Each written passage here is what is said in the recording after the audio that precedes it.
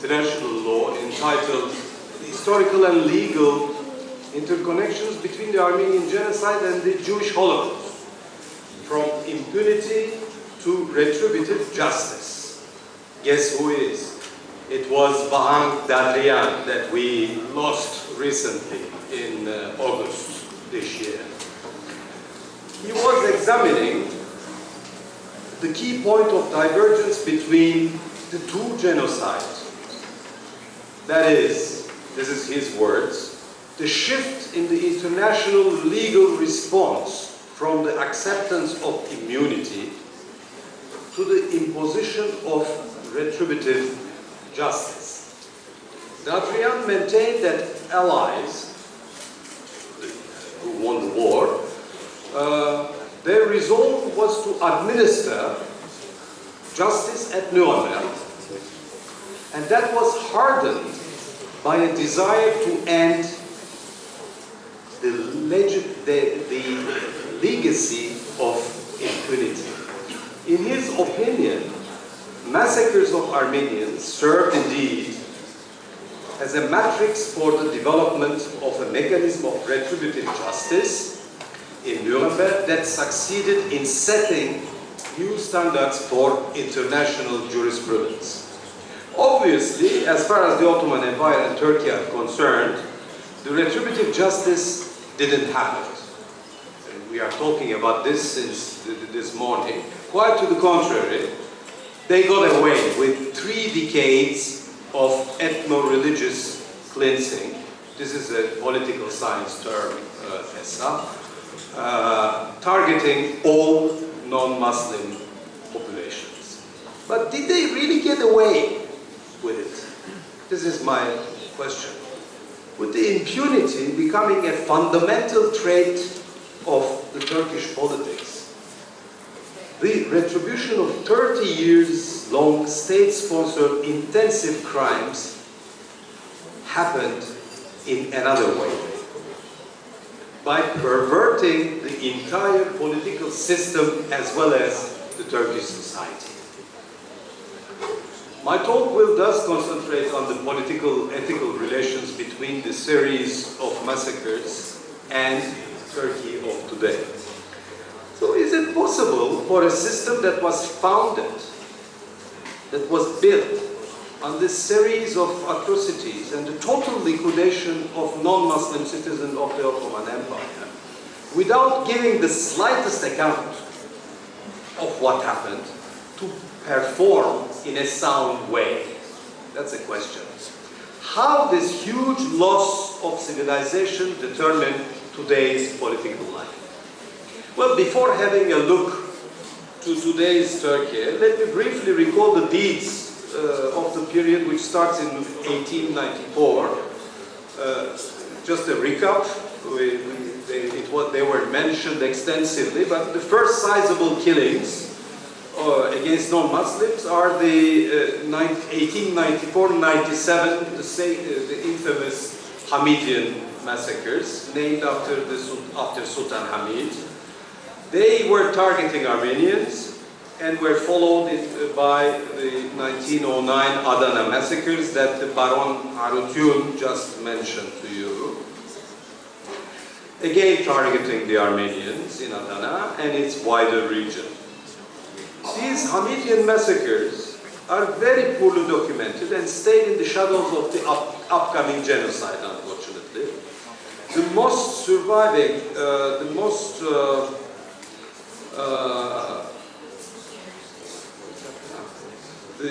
most detailed account is that of Monseigneur Félix Charmetan. He is the director of l'Œuvre d'Orient, a Catholic charity. No public inquiry was conducted. 1909 occurred in the second year of the second constitutional monarchy period, and a parliamentary committee was set. It was comprising Armenian deputies, and it conducted hearings on the spot for a parliamentary inquiry commission. The case of Edirne deputy, Hagop Babikyan, is telling. He mysteriously got assassinated the day before the disclosure of which was never officialized. Why I'm talking about this? Because to give you details of the persistent impunity. Follows the pogroms of North Aegean against the Rum Greek population, particularly after the Balkan Wars, lost by the Ottoman Empire. They were piloted by the top ittihadists in the region, the future President Celal Bayar, with his nom de guerre, Galip Hoca. These pogroms were aiming at terrorizing the Greek population, the Rum population of the Aegean, to simply make them abandon their lands and belongings. No legal action was ever introduced against these perpetrators either.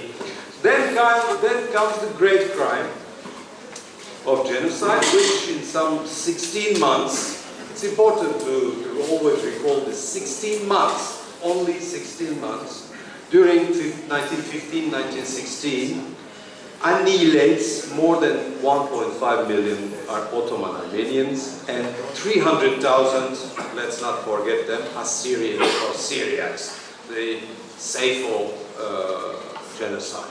The unique judicial probation against the perpetrators happened under extraordinary conditions. It was just mentioned in the previous session. This jurisdiction, why extraordinary? Because they happened in occupied Istanbul by the Allies. Court-martial's verdicts against the perpetrators included prime ministers, ministers, and high officials. Nevertheless, of course, with the rise and overturn of the Sevres Treaty, well, the entire judicial architecture and the retributive justice, if any, have aborted, with a few exceptions, one hanged, and that's all.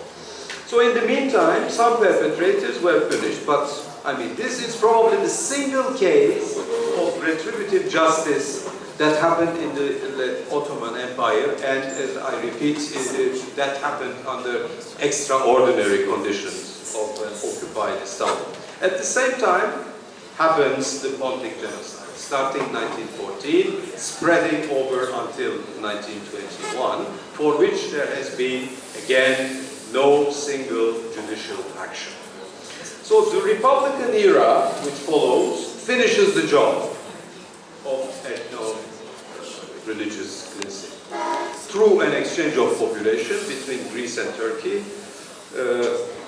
This is why the term of ethno-religious cleansing is so relevant, because the exchange of population cannot be qualified as genocide, of course. So those who were subjected to the exchange were forbidden to come back in their native lands, exactly like for the surviving Armenians, whose claims to return were duly rejected by the Kemalists. That is around 22, 23, 24. All these deeds against the legal citizens, I repeat, the legal citizens of the empire, as well as the republic, have been duly sealed in an international act. It's called the Lausanne Treaty, which de facto choose to overlook the atrocities and to grant impunity. The Republicans continued the ethno-religious cleansing in a reduced scale.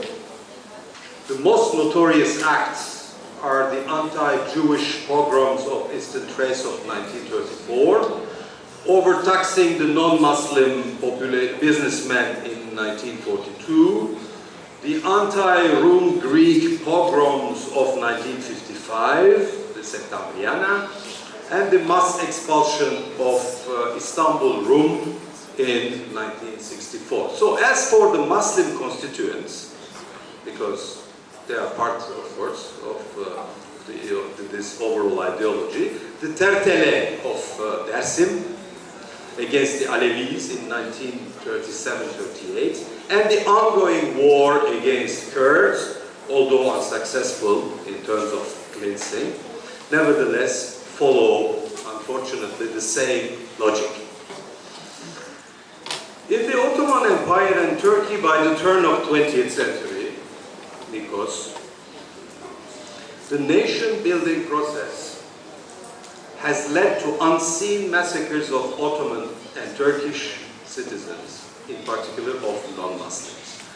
The ethno-religious cleansing has taken place in absolute impunity for its instigators, and they have been erased as much as possible. So the Republican Turkey, and we are coming to my question of the beginning. The Republican Turkey choose to forget it and choose to make sure that it will be forgotten by the population. So all present-day ideologies and political movements in Turkey, with the exception of the Kurdish political movement, either reject or simply endorse and defend these facts and their consequences on the victims, be it killings, spoliations, expropriations, or denial of citizenship. Such choice is intimately related to the fear of retribution more than universal opprobrium or criticism. This voluntary amnesia and or denialism has in turn shaped the Turkish political culture, in which learning from the past doesn't exist. Past atrocities are either unknown or they are total abstractions for those who vaguely heard about them, or they are purely rejected. In any case, there are not many in present-day Turkey, frankly, who questions the link between the past atrocities and today's social, psychological, and political decay. Not to mention the recurrence of the behavior which led to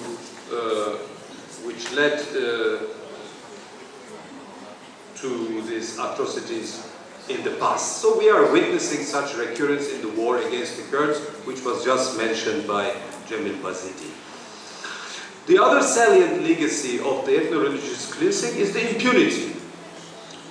Extremely few officials have undergone a due judicial process, as I just mentioned, in 1919, and were punished for the atrocities. The culture of impunity, and this is key, has in turn developed into widespread irresponsibility, non-accountability of public officials, and a sense of absolute rightfulness of the deeds. That equates to widespread injustice through the dysfunction of judiciary and the destruction of the sense of justice in the society. The only exception remains the crimes against state, which are always punished. Actually, here lies one of the cornerstones of Turkish politics that is endorsed by the vast majority. The principle of not creating erstwhile offenders, in Turkish, devri sabık. As long as irresponsible and non-accountable officials are not punished for their deeds, to the contrary, are kind of congratulated for these, the culture repeats itself. In time, creating every time more law breaks, simultaneously the capacity of the society to digest these illegal deeds, these evil acts grows and it becomes commonplace. Let me give you two examples to the broad degeneration that holding up Turkey. You probably remember the coup d'etat of 12 September 1980. Well, a lawsuit against two of the still living members was launched in 2012, very late, following the voiding of Article 15, which was protecting them of the content of the Constitution. That was historic, nevertheless. Retributive justice, people were very excited. Well, a criminal court handed them over life sentences in June 2014 and decided to remove their military titles and to confiscate their property. So no jailing, but still. While the case was forwarded to the higher court, the Court of Appeals, these two guys died, passed away. They were already very old. The court decided to discontinue the trial, and the final verdict was announced last April this year. Not many people protested in Turkey. In some, as it was done for all the past crimes, the extensive oppression of the 1980 coup d'etat were whitewashed. An unprecedented institutional social wreckage in the country, and continue to do so, should have been tried accordingly in a normal country. Well, in Turkey, Turkey lacks categorically this sort of modus operandi. I'm finishing. Probably present day's unlawful political, economic and social practices appear trivial compared to past genocides, pogroms, mass killings and spoliations, aren't they? After all, what is few $billion of embezzlement compared to mass killings of millions of individuals 100 years ago. Finally, the absolute rightfulness deriving from the impunity. More the crimes go unpunished, more the perpetrators feel right in their deeds. Such mentality never apologizes, but makes others apologize. It categorically rejects empathy. Today, the culture of absolute rightfulness is unfortunately widespread. The country has become a museum of malicious acts, crimes that has never been questioned, whose perpetrators have always gotten away with what they had done. But paradoxically, it is frankly, and that's my final point, it's no exaggeration to say that today Turkey is going indirectly through a retributive justice and paying the price of unaccounted past crimes by destroying itself, its political and social fabric. Thank you.